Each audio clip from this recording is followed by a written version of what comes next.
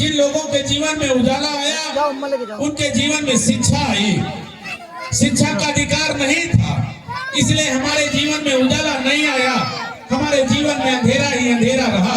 हजारों साल तक अंधेरा रहा। उजाला कब आया? जब इस देश में भारतीय संविधान निर्माता बाबा साहब डॉक्टर B.R.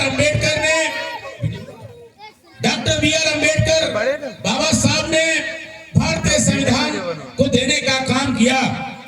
ऐसा नहीं, भारतीय संविधान से पहले हमारे अधिकारों की लड़ाई के लिए चाहे कुर्मी राजा छत्रपति साहू जी महाराज हो, चाहे महामना रामस्वरूप वर्मा हो, चाहे पेरियार लड़ाई सिंह यादव हो, चाहे छत्रपति शिवाजी महाराज हो, चाहे छत्रपति साहू जी महाराज हो, चाहे जयपाल मुंडा हो, ये सारे लोगों ने हमारे अधिकारों के लिए अपने अपने तरीके से लड़ाई लड़ने का काम किया। चाहे शिक्षा के लिए ज्योतिबा फूले हो, सावित्रीबाई फूले हो, इन लोगों ने भी समाज के बेहतरी के लिए अधिकारों की लड़ाई लड़ने का काम किया। अपना किसी ने परिवार नहीं बसाया, किसी ने परिवार को छोड़ करके त्याग करके जो है आगे बढ़ाने का काम किया। लेकिन उसके बाद भी चूंकि लोकतंत्र नहीं था, राजतंत्र था, राजतंत्र तलवार के माध्यम से होता था। जिसकी ताकत होती थी वही राजा होता था और सारे उसके गुलाम होते थे। जमीन जायदाद हमारे नाम नहीं होती थी। धन है इस देश में अंग्रेजों का आगमन हुआ और 150 सालों तक उन्होंने दस्तावेज को उर्दू अभिलेखों में तैयार कराया। उसके बाद जब देश आजाद हुआ, अंग्रेजों के चुंगल से आजादी कराने के लिए हमारे बहुत सारे वीर सपूतों ने अपना सर्वोच्च न्यौछावर किया, अपनी यहाँ तक जान की आहुति दे दी। चाहे आपके शहीद भगत सिंह हो, शहीद उधम सिंह हो, उदा देवी पासी हो, इन लोगों ने अपना जो है अपनी जान दे करके इस देश को आजाद कराया। देश आजाद हो जाता अगर बाबा साहब डॉक्टर B.R. अम्बेडकर उस देश की आजादी के समय हमारे लोगों की लड़ाई के लिए अधिकार न मिलते तो हम लोग आजादी के बाद भी गुलाम रहते। वैसे धार्मिक रूप से, मानसिक रूप से आज भी गुलाम हैं। धार्मिक रूप से, मानसिक रूप से आज गुलाम क्यों हैं? क्योंकि हम अपने महापुरुषों के बताए हुए रास्ते पर नहीं चलते हैं, आत्मसात नहीं करते हैं, मनोरंजन करके तो चले जाते हैं। धार्मिक गुलामी, सामाजिक गुलामी, आर्थिक गुलामी के शिकार हमारे लोग हैं। हमको इस गुलामी से मुक्ति के लिए बाबा साहब ने हमको रास्ता दिया। क्या रास्ता दिया? कि आप शिक्षित हो, आप संगठित हो, आप अपने लक्ष्य की प्राप्ति के लिए संघर्ष करें। शिक्षित होने के लिए शिक्षा का अधिकार नहीं था। बाबा साहब के जीवन संघर्ष में बाहर बैठ करके पढ़ना पड़ा। 4 बच्चे बाबा साहब ने पढ़ाई के दौरान कुर्बान कर दिया। केवल एक बच्चा बचा था, एक बच्चा बचा था। किसी को बिना कफन के दफन कर दिया, किसी को दवाई नहीं दे पाए, किसी का अंतिम संस्कार नहीं कर पाए। इतनी कुर्बानी के बाद हमको अधिकार मिला है। लेकिन अधिकार मिलने के बाद 70 साल बीत गए, हम अपने बच्चों को सही दिशा में पढ़ा करके डॉक्टर, इंजीनियर, वकील, बैरिस्टर बना नहीं पाए। अगर डॉक्टर, इंजीनियर, वकील, बैरिस्टर नहीं बना पाए, इसीलिए हमारे पास जमीनें भी नहीं है, हमारे पास कारोबार नहीं है। चाय का होटल खोल दें, कोई चाय पीने को तैयार नहीं है। भोजनालय खोल दें, भोजन करने को तैयार नहीं है। इसलिए हमारे पास केवल एक ही सहारा है, वो है शिक्षा और शिक्षा और शिक्षा। शिक्षा को प्राप्त करने के लिए आपको जो है अपने खर्चे कम करने पड़ेंगे। वो कौन से खर्चे हैं? आप बच्चों का जन्मदिन करते हैं, बच्चों का बरही करते हैं, बच्चों की छठी मनाते हैं, बच्चों का मुंडन करते हैं।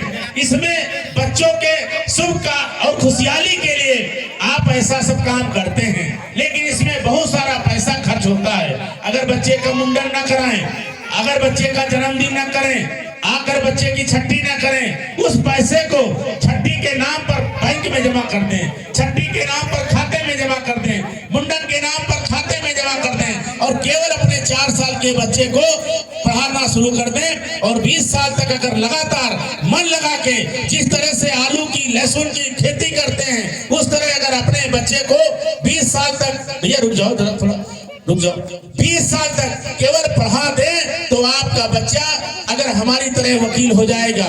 जब वकील होगा तो आपकी लड़ाई जो है जीत जाएगी, आपके हक हकूक को कोई छीनेगा नहीं। यदि आपका लड़का दरोगा हो गया तो और ही मजे की मजे, उसको वर्दी मिल जाएगी, गाड़ी मिलेगी, राइफल मिलेगा, उसके साथ और सिक्योरिटी चलेगी। अगर आप आपका लड़का एसडीएम हो गया तो उसके साथ जो है 4-4 सिपाही चलेंगे।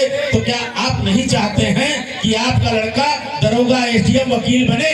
बताइए माता जी, चाहते हैं कि नहीं चाहते हैं? कौन माँ बाप नहीं चाहता है कि हमारा लड़का दरोगा, एसडीएम, वकील, barrister, master, doctor, DM, SDM ना बने?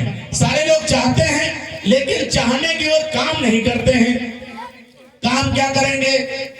चाहते तो हैं, लेकिन उस पैसे को उसकी पढ़ाई के बजाय उसके जन्मदिन में, उसके मुंडन में, उसके जो है छठी में, बरहा में पैसा खर्चा करते हैं।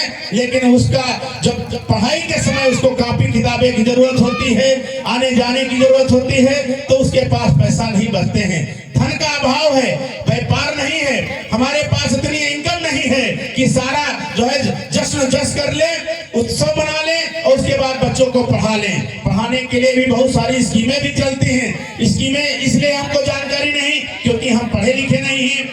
और हमारे नौजवान साथी लोग भी अपने पैसे को जो मजदूरी करते हैं, उस पैसे को जाकर के 150 रुपए की शीशी पी करके 50 रुपए का अंडा खा करके घर चले आते हैं और 200 रुपया एक आदमी जो है खर्च करता है। अगर वो 200 रुपया हमारे नौजवान साथी, जो बुजुर्ग साथी, जिम्मेदार साथी हैं, दारू शराब पर न खर्चा करें और आप अपना पैसा जन्मदिन मुंडन पे ना खर्चा करें और दोनों को इकट्ठा कर दें, तो आपके घर में हर साल कम से कम 25,000 रुपया केवल इसी का बचेगा।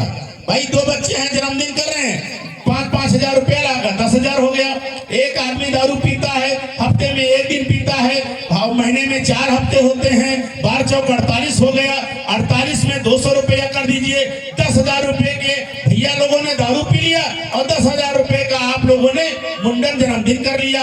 बताइए, दोनों का पैसा इकट्ठा कर दिया जाए, 20,000 रुपया बनेगा।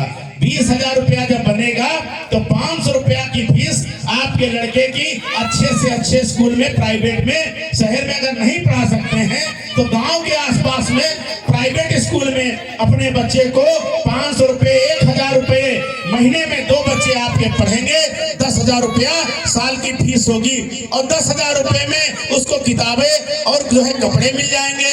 तो 20,000 रुपया जो आप मुंडन और जन्मदिन में खर्च करके साल में पानी की तरह बहा देते हैं और 10,000 रुपया हमारे नौजवान साथी दारू में बहा देते हैं। अगर यही दोनों रुपया इकट्ठा कर ले तो 24 साल तक कोई लड़का कोई माता पिता अपने बच्चे को पढ़ा दे 20,000 रुपया पर साल लगा करके, और उसके बाद 10 साल के बाद हमको मिलेगा उसका लड़का डॉक्टर या मास्टर या वकील। इसमें 4-5 चीजों में जरूर बन जाएगा। हम अगर पैसा और ज्यादा है तो दिल्ली और इलाहाबाद भेज करके उसको डीएम, एसडीएम बना देंगे। जब एक डीएम, एसडीएम आपका लड़का बन जाएगा तो आपके क्षेत्र जवार का जो है बड़ा नाम रोशन होगा।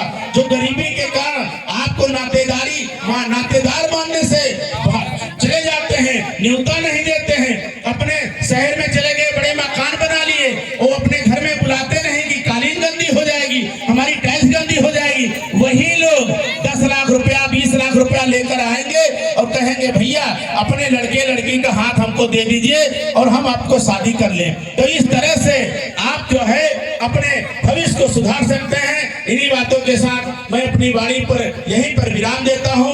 बहुत बहुत धन्यवाद। और आप लोगों से एक और जो है निवेदन है कि आपके आसपास में प्राइवेट स्कूल हैं, अगर जिनके बच्चे प्राइवेट में पढ़ रहे हैं और उनकी एक स्कीम है कि एक कक्षा 3 साल से 7 साल तक कोई लड़का अगर प्राइवेट में पढ़ रहा है और उसकी आमदनी, उसके माँ बाप की आमदनी 1.5 लाख रुपया, 50,000, 1 लाख रुपया सालाना है, तो उसको उसी स्कूल में हर स्कूल में, हर क्लास में 20 लड़कों को फ्री पढ़ाने की स्कीम है।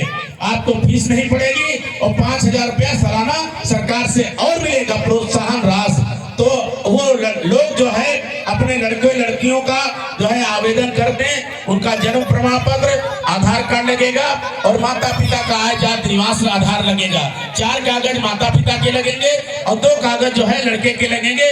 आपका लड़का आपके क्षेत्र में जो प्राइवेट स्कूल होगा उसी स्कूल में फ्री एडमिशन हो जाएगा और आपको पैसा भी नहीं देना पड़ेगा। ये स्कीम चल रही है, हमारे लोग नहीं जानते हैं, वही स्कूल में पढ़ाते हैं, पैसा देते हैं, किताबें खरीदते हैं। तो इसका भी जो है जानकारी रखिए। और अपने बच्चों को प्राइवेट स्कूल में या सरकारी स्कूल में बेहतर तरीके से पढ़ा लिखा करके आगे बढ़ाने का काम करें। इन्हीं बातों के साथ मैं अपनी वाणी को यहीं पर विराम देते हुए आदरणीय विक्रम सिंह एडवोकेट साहब से चाहेंगे कि वो भी आवे और अपनी बात रखें। आदरणीय विक्रम सिंह एडवोकेट साहब, सारे लोग तालियां बजा करके उनका स्वागत करें। बहुत बहुत धन्यवाद।